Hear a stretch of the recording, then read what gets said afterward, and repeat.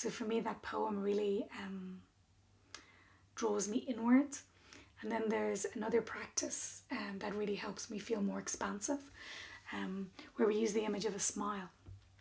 It's very simple. You sense a vast, wide, wide, wide blue sky, like wide skyscape. So you sense the curvature of the earth, like that wide. And then imagine the quality of a smile with that curve.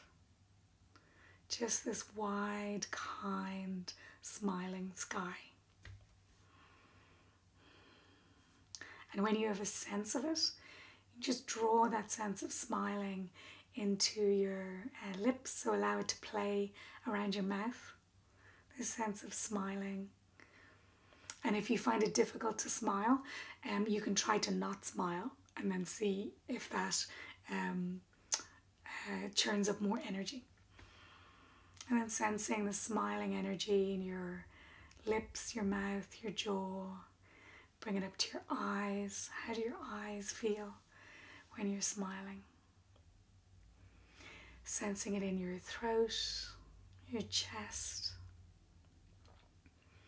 Can you sense your heart? How does your heart feel when you're smiling?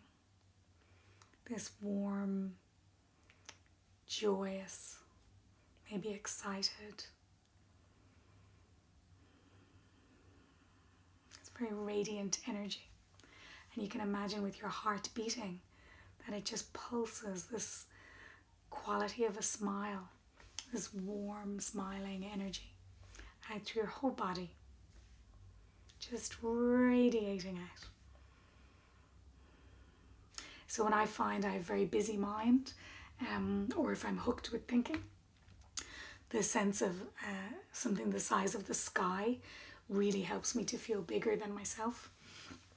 And the sense of a smile helps me to know what it feels like to have kindness shining on me.